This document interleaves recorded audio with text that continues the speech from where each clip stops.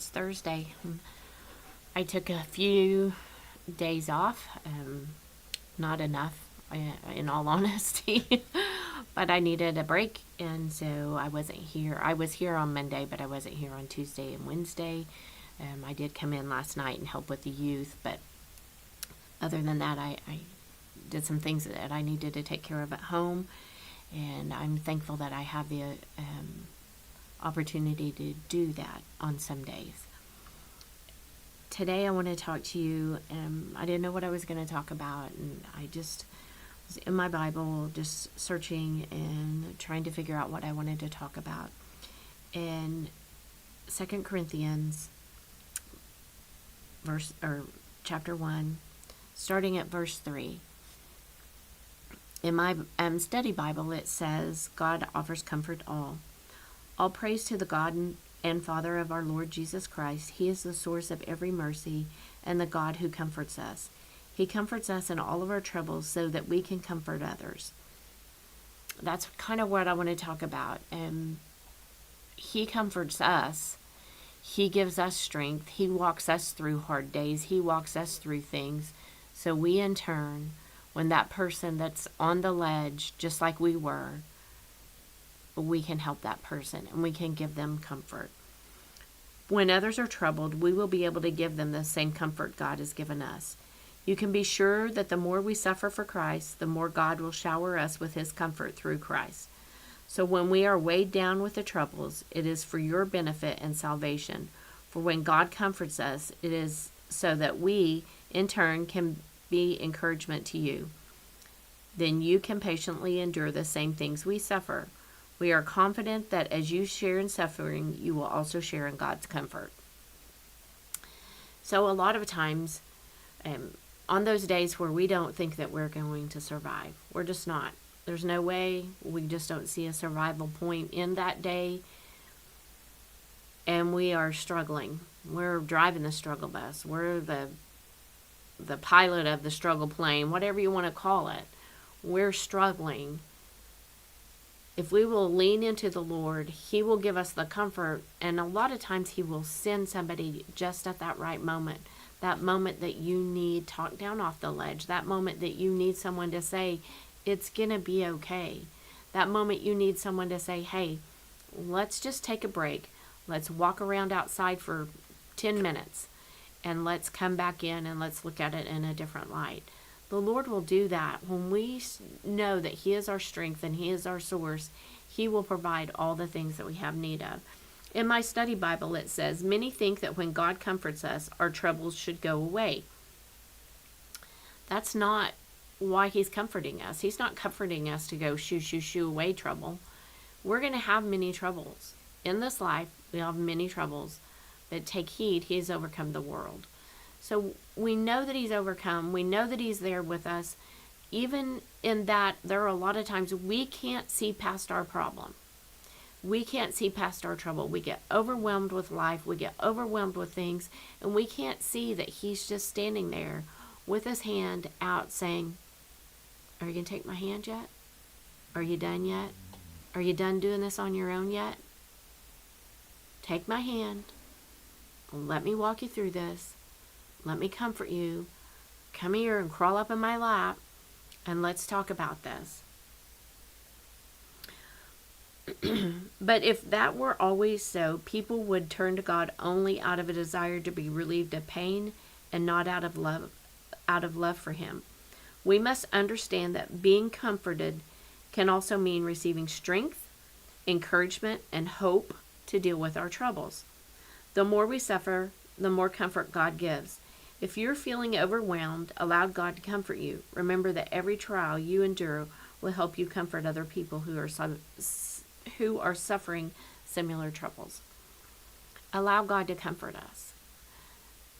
Don't get in your closet and get in a pity party, which we're all guilty of doing, and I'm talking to myself here because I've been very guilty of that, getting in my closet, having this little pity party, instead of saying, Lord, I can't do this. I don't know what to do. I don't know how to handle this situation anymore. I've tried to do it on my own. I've tried to manipulate. I've tried to coerce. I've tried whatever it may be that you're trying to do. God's saying, come to me. Let me handle this, and let me give you the comfort that you need. So then we, in turn, can comfort others when they are in a situation that we walk through. And it's not to turn light to ourselves. A lot of times I know when I'm talking with somebody, I will try to share an experience that I've been through that is similar to that, because I want them to understand, and I want them to know they aren't alone. We've all been through some things. Have we all been through the same things? No. I've been through different things than you've been through. You've been through different things than I've been through. But in that, we can help one another and grow one another together. I raised 2 girls. I know how hard that is. I know how hard girls are. Girls are hard. And it's even harder in the society that they're living in today, where likes matter and posts matter, and this matters, and this and this and this and this and this, and all these things matter, and you have to be picture perfect all the time. They spend 5 hours to do a 10-second clip just to get a like. The world that we're living in today is very difficult. But that's where we can come together and encourage one another and spur one another on and love one another and understand this is not a competition. It's not a competition. I'm really, you can tell I'm frustrated about that, because I feel like I'm in a race I never signed up to be in. Didn't want to be in a competition. Never, ever, ever, ever, ever. I've always been the cheerleader. I've always been the one that loves to see other people succeed. Love it. I love to see other people have success. It just does my heart good. But when it's made a competition, I struggle with that, because I don't want to compete with anybody. I don't want to compete. I want to be there to cheer you on, to encourage you, to help you to grow. And that's who I want seated at my table, is those people who are going to encourage me, those people that are going to, be excited about growth, or be excited about something new, or be excited about change. Not someone who's trying to outdo me every time I turn around. That's not what I want. I want my table filled with people who encourage and grow, to encourage me to grow in my relationship with Jesus. And I've prayed and prayed and prayed, and the Lord has brought women like that in my life, and I'm so thankful for that. Because I couldn't do it without them. Because I can be real with them. Because the only person that I'm trying to be better than is the person I was yesterday. That's all. That's all I'm trying to do, is be better than the person I was yesterday. And in doing that, have a deeper relationship with the Lord. Have time where I can work on myself without the negativity of someone always snipping and sniping behind my back. Sometimes we have to take a step back, and we have to take those moments. So I encourage you today, all praise to the God and Father of our Lord Jesus Christ. He is the source. He is the source of every mercy, and the God who comforts us. Sometimes we have to give ourselves mercy, and we don't. Especially women. We're really, really hard on ourselves. Sometimes we have to give ourselves that mercy and that grace that God provides to us. So today I encourage you, go be a cheerleader for someone. Go out and encourage someone. Go out and just smile at somebody, because that smile may be the only one they get today. Smiles are contagious, as is laughter.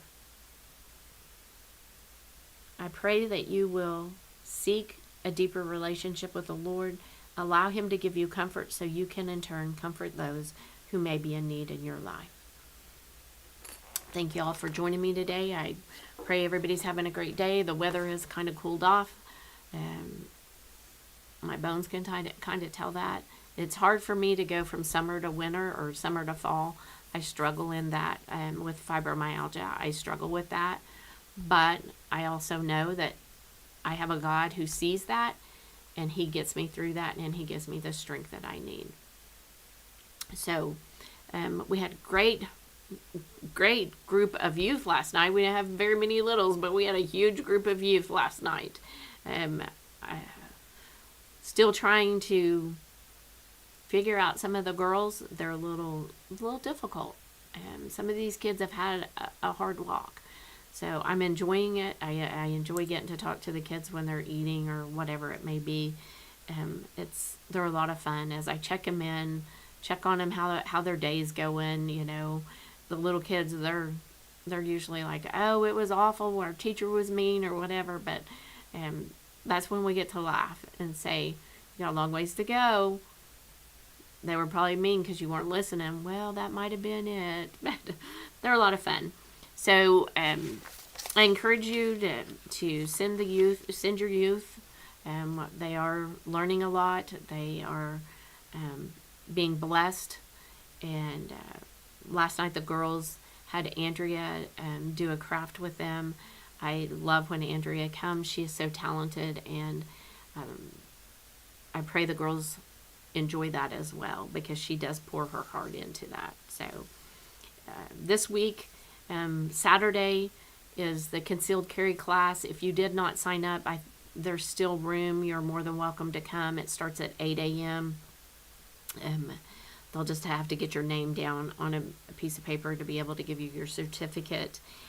Sunday services at 9 and 11. The praise team will be back with us, and I'm looking forward to that. LD and his family did an amazing job last Sunday. I was blessed to hear some old hymns and it was great. I really enjoyed it, and I'm so thankful that they were willing to step up and do that. We are going to have a fall festival. We're going to just go ahead and do it on our Wednesday night, and we're going to do it Wednesday the 25th of October starting at 6 o'clock.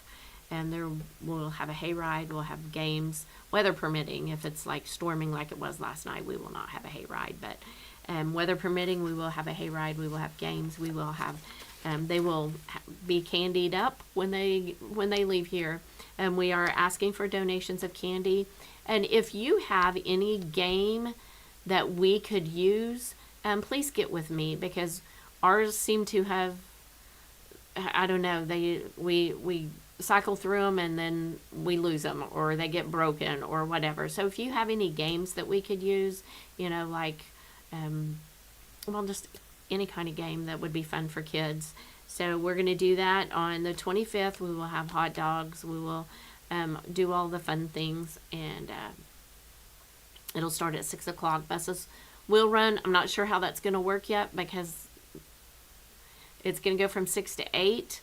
So I'm not really sure how that's going to work, and I may be taking the littles home at 7:30. We're still trying to do the logistics of that. So just depends on how many we have. But if you want to bring your child and they don't normally come to youth, or littles, go ahead and bring them. It's for everybody. It's going to be from 6 to 8 on the 25th of October. I would like to thank our social media sponsors. Without you guys, we couldn't do what we do on the daily. I don't know. I should maybe call it the every so often. I don't know. It's some days it's just hard to do it on the daily. So Dawn and Sheila Ferris, Howard and Janice Clark, Leonard and Debbie Spencer, Gordon and Dee Kennard, Turnbow Trailers, Parco Tax and Services, My Travel Misha, Stacy Reese, the Watkins family, Travis Holloway, Ted and Alicia Crocker, and Genesis Home Health. Thank you guys so much for pouring into this ministry. We appreciate you. And if you would share this on your I'm having a hard time talking today, Facebook pages, I would greatly appreciate that. That's the only way we can get this word out. And